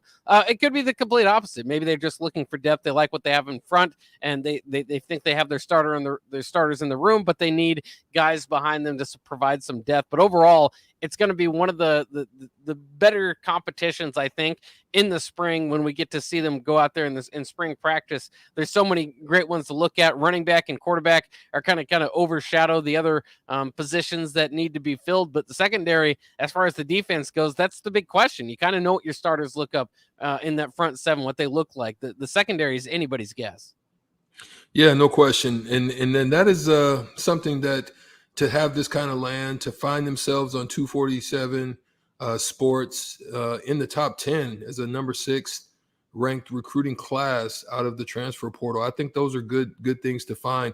Obviously, we still don't know the details. We still don't know the outcomes. We still don't know the depth. One of the things I do love about a lot of the people that they did secure out of the portal is that they have some tenure and some time left. They're not just all one done guys. There are guys that you can build a foundation off of if they come in and stay the course and build and want to stay and see that change that Javier Morton was talking about. Is if they're really serious about that, there can be tremendous things that can be done based on, just creating that solid foundation, that unity, that core.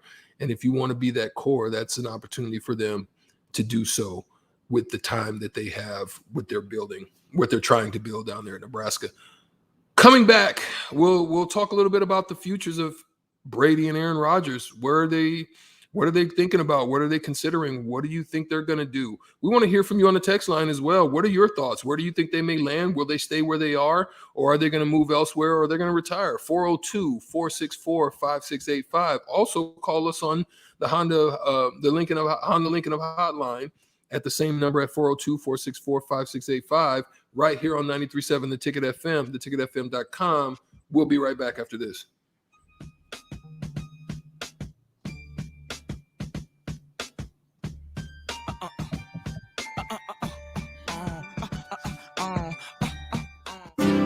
Shopping for insurance can be a tedious and frustrating task, but the agents at Brokers Insurance Agency will do the work for you. They have partnered with over 20 of the best insurance carriers in the nation, which allows them to do the shopping all for you. Whether you're looking for business insurance or employee benefits for your company, or you're looking to save money on your home and auto insurance, Brokers Insurance Agency has the agents and solutions to help meet your goals. Call 402-420-5353 or email staff at brokersinsuranceNE.com. Southeast Community College is training tomorrow's workforce today with our nearly 60 career and technical programs. We are doing our part to help employers fill vacancies during this current labor shortage, graduating students with skill sets employers are seeking. We're also helping to upskill the workforce by adding short-term credentials like certificates in many programs so that employees can get retraining quickly. Learn more about upskilling with SCC at southeast.edu/academics. SCC, your path to possible. You can search online for hours to find the best electricians in Lincoln and the surrounding area, but I'll save you time. High Electric has been serving their customers for 30 years for both residential and commercial properties. They're experts in everything electrical, from remodeling to new additions, hot tub installations, electric vehicle chargers or EV chargers, lighting, ceiling fans, and more. High Electric takes jobs from Beatrice to Omaha and all towns, big or small, in between. Call them today at 402-466-6606. or learn more at highelectric.com. Hey, Steve. Welcome to Great Clips. Great Clips asks, what's the difference between good and great? Come on back and have a seat.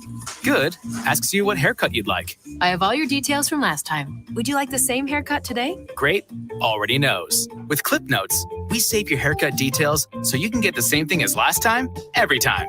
Download our online check-in app today. Great Clips. It's gonna be great. Landmark Implement, your local John Deere dealership, is hosting their annual sprayer clinic at the Buffalo County Fairgrounds in Kearney, Nebraska, February 2nd and 3rd. Landmark Sprayer Clinic offers expansive equipment and technology training on different models of John Deere and Hagie sprayers. Learn about the newest technology, machine maintenance, spray tip selection, and more. We'll be offering free dicamba certification. Join us February 2nd and 3rd in Kearney. RSVP by calling your local Landmark location or at landmarkimp.com/events. Gaina Trucking is hiring CDL Class A and B drivers. Gaina Trucking guarantees a 40-hour work week year-round, and their strong team culture makes it not a job, but a career. Gaina Trucking offers health, vision, and dental insurance, 401k with company match, an employee assistance program, and other bonus programs. Build a better career today with great team culture at Gaina Trucking. Learn more and apply today at GainaTrucking.com. Now what do? Football is over. The weather's crappy. Man, I tell you what, it's a perfect time to go car shopping. This is Carl from Price Right Auto. Come out to Price Right in Westell and you'll find over 100 great vehicles at some great prices. With our non-commissioned sales process, we let you control the sale. We won't let you get a lemon since we back every one of our vehicles with our peace of mind 3-month warranty. If you want a hassle-free car buying experience, check out our website, PriceRightAuto.com. Come see a great selection of affordable used cars on Westell Street at Price Right Auto. Need to send a message? Send it with cake. Congratulations? Here's a congratulations chocolate rum cake from Beatrice Bakery. Thank you? Say thank you with an amaretto cake. I'm sorry that I accidentally hit your mailbox with my car as I was backing out of the driveway and then continued right into your prized petunias. You say that with a lemon drop cake. Everybody knows that. Beatrice Bakery in downtown Beatrice or online at BeatriceBakery.com. Here to help you say whatever it is you need to say. Welcome to our world of yum. 93.7 The Ticket, Fox, KFXL weather. Brought to you by Bryant Air Conditioning, Heating, Electrical, and Plumbing. Partly to mostly cloudy skies expected here for our Tuesday. Much colder conditions. We only top out near 24. Light north winds at around 10. Heading into tonight, we'll drop all the way down to 4 for the low before bouncing back somewhat as we get into our Wednesday. Seasonal temperatures return with partly cloudy skies and an afternoon high of 37. I'm meteorologist Tim Wright for 93.7 The Ticket and theticketfm.com. I was in the middle of the Atlantic Ocean when it happened. There was a sudden jolt and our submarine crashed on the seafloor. We were in total darkness. That's Dr. Dejana Figueroa, a marine biologist and STEM teacher, talking about a deep sea dive she'll never forget. It's funny, when I was a kid, I was afraid of the ocean. And there I was, 2 miles below the surface. But as a scientist, you prepare for that. Using our training and a little creativity, we fixed the sub and finished our experiments. The dive was just too important. Every dive gives us glimpses at things few people ever get to see. Glowing creatures, fiery undersea volcanoes. When we got back to the surface, I kissed the ground and called my mom, of course. But you know what?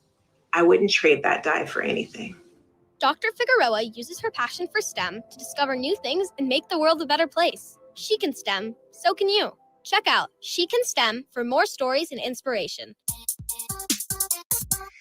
A message from the Ad Council. Back to On the Block with Strick and Bach on 93.7 The Ticket and theticketfm.com.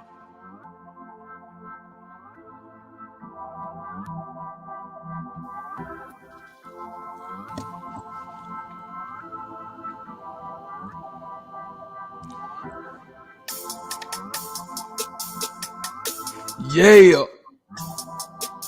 Yeah. Going up on a Tuesday. Yeah, we're going up on a Tuesday right here on the block with Strick and Bach. I mean Strick, Jake Bakovin with me, Jake Bakovin with me. Tonight, we're about to talk about the Aaron Rodgers and who else? Tom Brady. We're going to talk a little bit about Aaron Rodgers and Tom Brady tonight, about what their potential futures may hold. We don't know. No one knows. They haven't even, shed a peep or shed a tear about whether or not they're out of there or gone or ghost or the organizations ain't talking. Ain't nobody talking, but we're going to be talking right now on the block about this particular topic. Let's start off with, two goats. Nobody and their mama expected them to be out of the playoffs right now, but after tremendous, wonderful, probably I would say arguably the best divisional playoff round I've seen in my lifetime, just as a whole. You've seen some great games, but as from top to bottom, beginning to end, from morning to noon, Saturday to Sunday, it was just phenomenal. So we're going to talk a little bit about Aaron Rodgers. When I think about it, right, Aaron Rodgers has been with the one team that he's played for from his inception of coming into the NFL, he's probably the most likely, I would say, to remain. But there is some hesitation and some potential, changes that are going to be made. I mean, whether it be from there at the top or whether it be they just want to give Jordan Love the reins and make shifts.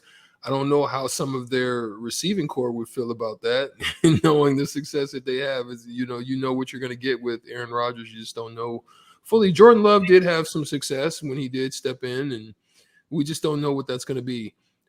Jake, I'd love to hear your assessment, man, as far as like what your thoughts of the potential future, and do you think Jordan Love is the guy, or do you think they're just still want to see a little bit more out of him before they decide to make that full switch? Well, it's interesting because we had Matt Riddleton on, who covers them in Green Bay as a news reporter, so he covers the team very closely, and he's saying the salary cap situation is going to be pretty tough for the Packers. So they're going to have to lose some of this piece that they built up. You wonder, is it with a lot of these guys, is going to be a complete rebuild, or kind of what are they going to be able to do? They able to keep Devontae Adams?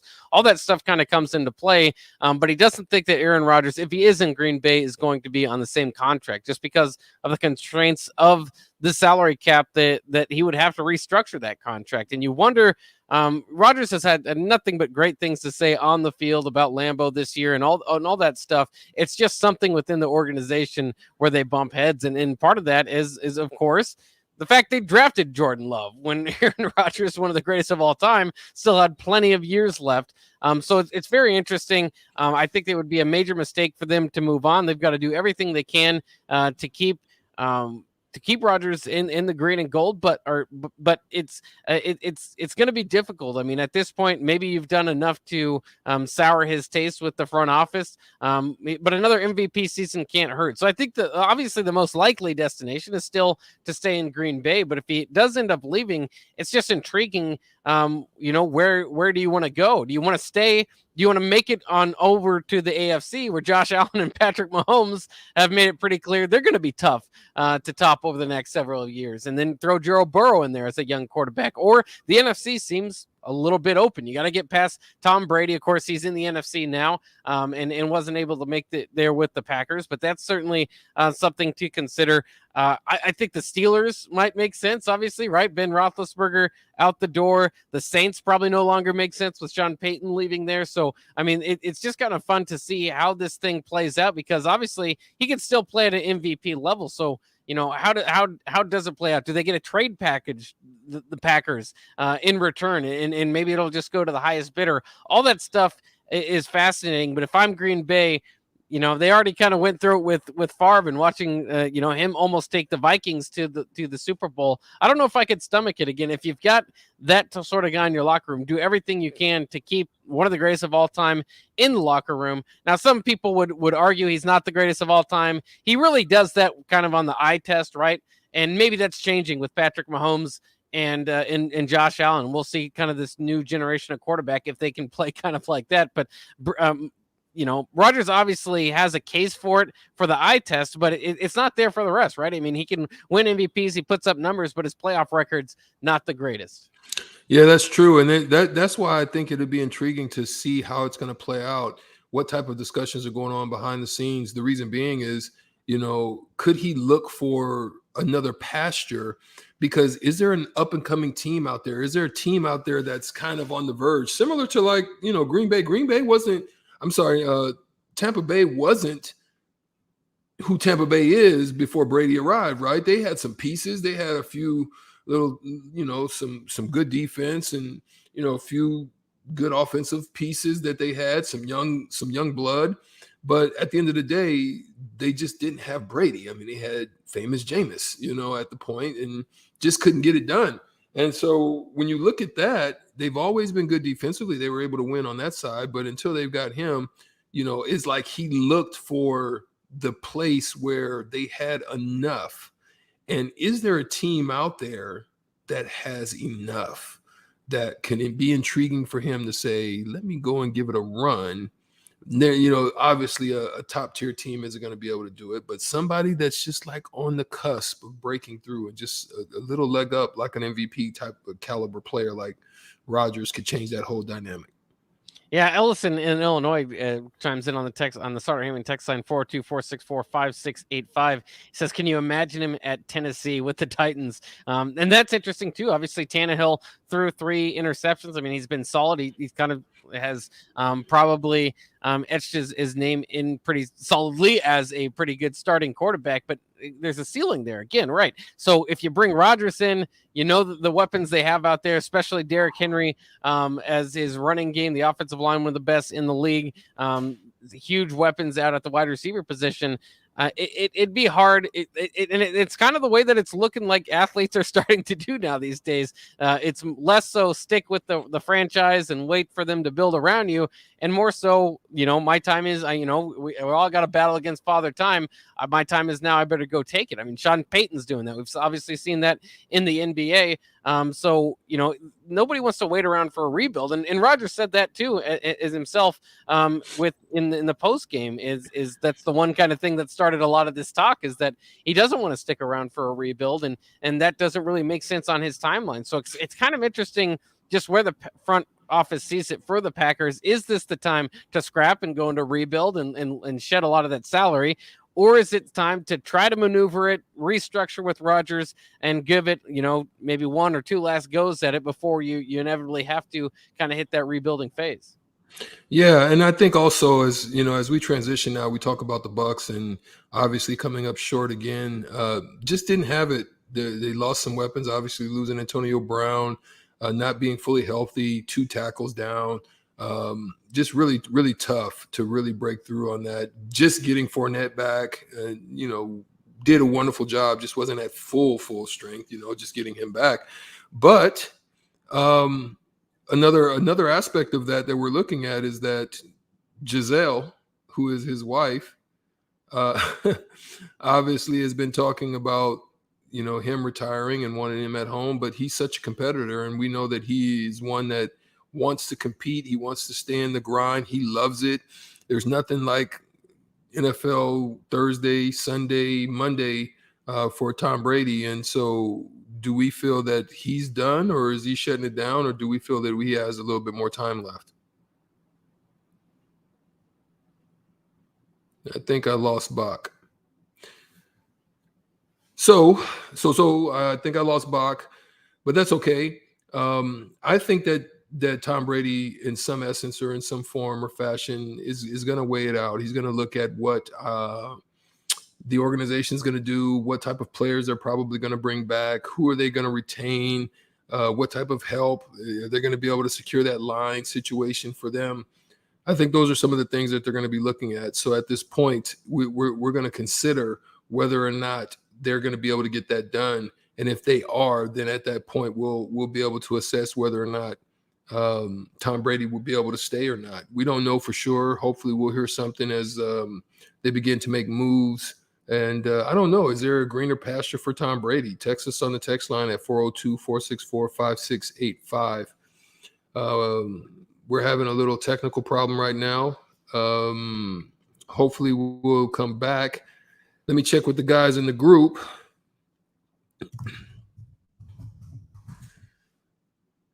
But nonetheless, NFL sports, the summer is going to be hot. Trades are going to be hot. Are there going to be trades? Is there going to be a situation where, somebody's going to emerge? Is the likes of the Bills going to break through? What's going to happen coming up? We're looking forward to having a wonderful summer.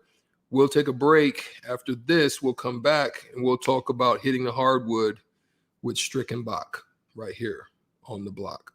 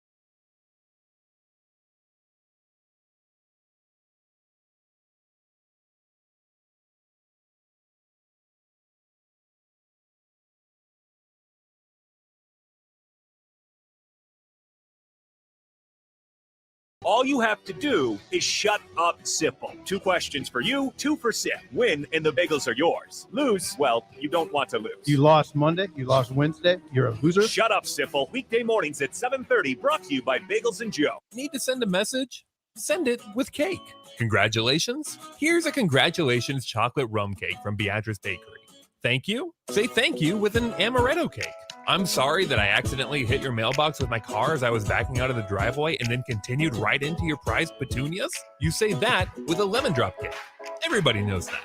Beatrice Bakery in downtown Beatrice or online at beatricebakery.com. Here to help you say whatever it is you need to say. Welcome to our world of yum. Southeast Community College is training tomorrow's workforce today with our nearly 60 career and technical programs. We are doing our part to help employers fill vacancies during this current labor shortage, graduating students with skill sets employers are seeking. We're also helping to upskill the workforce by adding short-term credentials like certificates in many programs so that employees can get retraining quickly. Learn more about upskilling with SCC at southeast.edu/academics. SCC, your path to possible. Winter is upon us. Is your home prepared? If your furnace isn't keeping up or you've thought about replacing it, John Henry's has a new year, new unit special. When you purchase a select heating and cooling system from John Henry's, we will give you the furnace for free. There are also equipment and LES rebates up to an additional $850. This offer expires February 28th, so don't miss out. Find out more at jhlincoln.com or give John Henry's a call or text today. 435-5555. At first, I was really nervous and intimidated to buy a ring. I wasn't sure what I was getting into. My experience at Starter Heyman was very easy. I felt like I walked out of Starter Heyman with the ring that was going to make her go wow and say yes. I love my ring. It is so beautiful. I absolutely love my ring. I get compliments on it all the time. I always tell them Starter Heyman. Yeah, we would definitely recommend Starter Heyman. Yeah, it was great. We're definitely coming back. Sure. Sauter Heyman Jewelers, Lincoln and Grand Island. SauterHeyman.com. 93.7 The Ticket, Fox, KFXL weather. Brought to you by Bryant Air Conditioning, Heating, Electrical, and Plumbing. Partly to mostly cloudy skies expected here for our Tuesday. Much colder conditions. We only top out near 24. Light north winds at around 10. Heading into tonight, we'll drop all the way down to 4 for the low before bouncing back somewhat as we get into our Wednesday. Seasonal temperatures return with partly cloudy skies and an afternoon high of 37. I'm meteorologist Tim Wright for 93.7 The Ticket and theticketfm.com. I'm Jenny Benson. I taught for 32 years. Educators are used to the challenges of a typical school year, but the last year plus was far from typical. Yet everyone leaned in and found creative ways to adapt, innovate, and persevere. Behind each student were resourceful families and dedicated educators who reached out with open arms of support. Because of all the ways we work together, our students continued to learn, grow, and thrive. Sponsored by the Nebraska State Education Association, aired by the Nebraska Broadcasters Association in this station. Early break with Sip and Jake. Pleased and honored to be joined by Nebraska volleyball coach John Cook. If Trev wasn't interested, I would have done it in a heartbeat because I just felt like Nebraska athletics, we were at the edge of the cliff. You know, we had to do something, get somebody in here to build this athletic department back up. I thank my lucky stars every day that Trev's our guy now. Early break with Sip and Jake from 6 to 8 every weekday morning on 93.7 The Ticket. Back to On the Block with Strick and Bach on 93.7 The Ticket and theticketfm.com.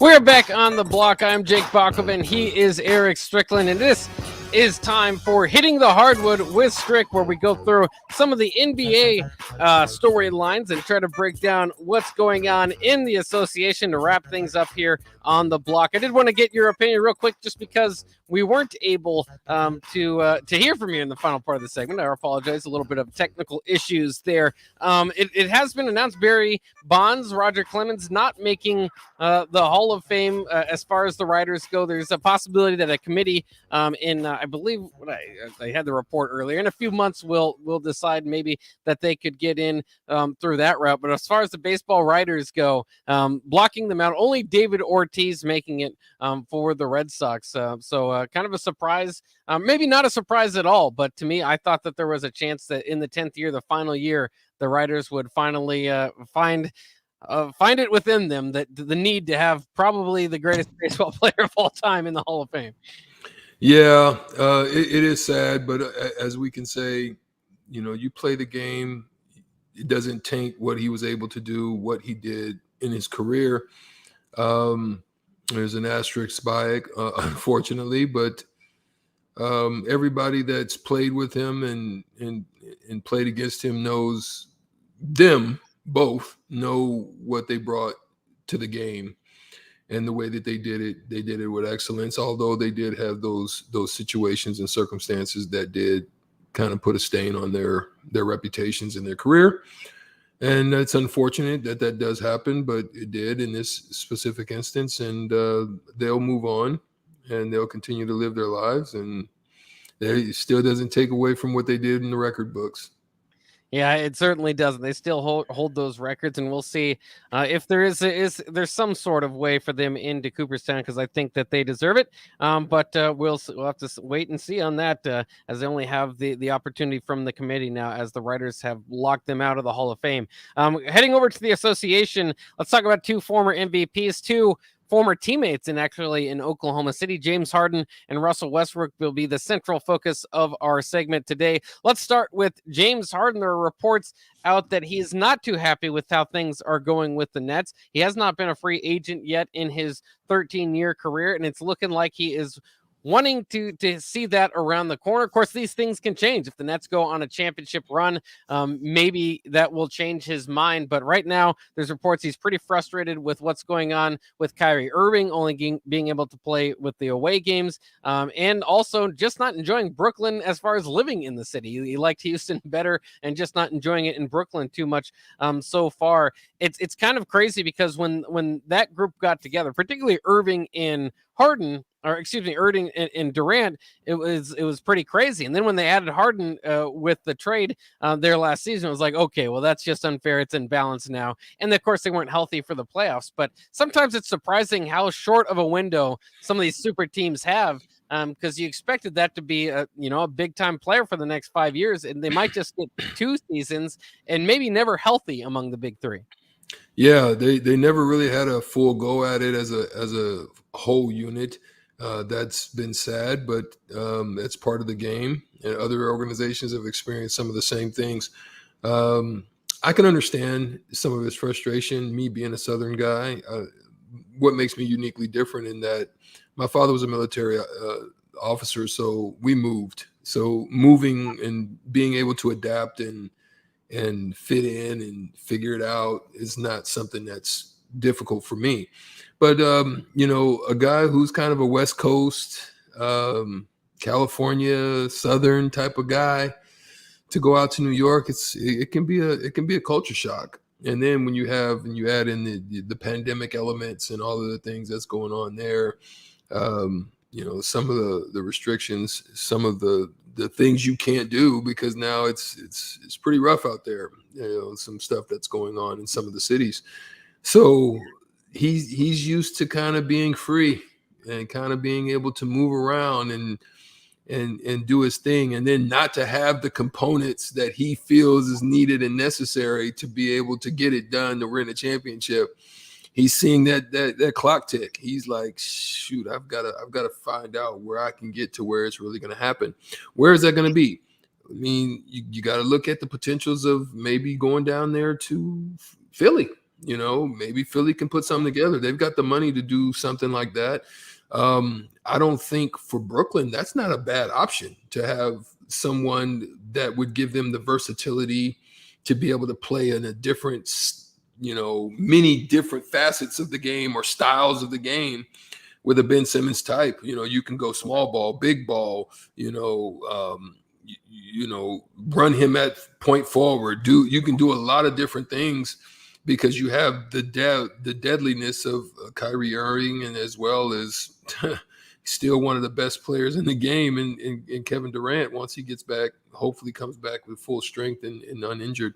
But as you said, the likelihood of it they can make a run. They still have time if KD can get back into that 4 to 5 week window and be able to do some of the things that KD does, right? Not overstress him, but just to win enough games to get into a good enough seed that puts you in a position to be able to make a run at it. So hopefully that can happen for them. Well, it's just interesting too to me, the fit that just kind of the Brooklyn fit, not feeling like he belongs in the city or whatever. It's kind of fascinating to me because how many players in a game, especially where it's so mobile, you don't really have a choice. You could be traded, any day. And of course, a player of his star status might have a trade block or whatever. But how many players when you played lived in the city, I suppose, that they played in, as opposed to the offseason going out to wherever they wanted to? Well, we never lived in the city, but obviously because we were the Knicks and we practiced out in Westchester County, so we were outside the city. We didn't even do shoot-arounds in the city, so we only came to the city when it was time for the game. They gave us a little hotel room where we can go and kind of get down there a little early, relax. Actually, we had to pay for it. So mostly, you either had to come for the game and you go back home for the game. I think Allen Houston, he would have a driver. This is a little bit uniquely different. Brooklyn's in Brooklyn. You know what I mean? The Barclays is, so some, there's some areas around Brooklyn that is really, really solid. That area around the Barclays is been, changed. It's revamped. It's nice. So most of them probably don't live far. So they don't probably go too far out of, they're maybe over to Manhattan, and they're pretty much in this little small square of space. Whereas, it's an hour, a good 45 minutes, hour out in Westchester. It's a different look. It's a different feel being out there than it is being in the city. So I can understand probably some of that frustration. But New York, it's different. COVID has changed so many things about the cities and how they move and operate as opposed to when they were, back in my time. So I can't speak for what it is now.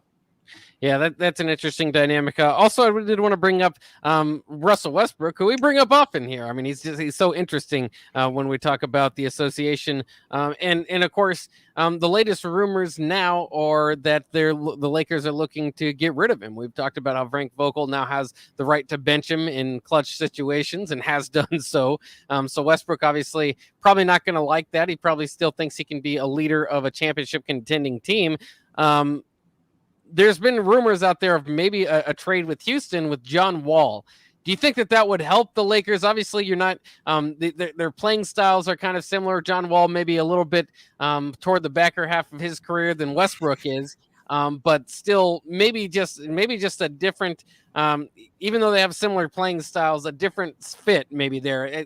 Even in the clutch situations, maybe John Wall wouldn't be wanting to take those shots as much as Westbrook and more understanding. Do you think that could be potentially something that could work for the Lakers, or do you think that's about the same type of return you're going to get?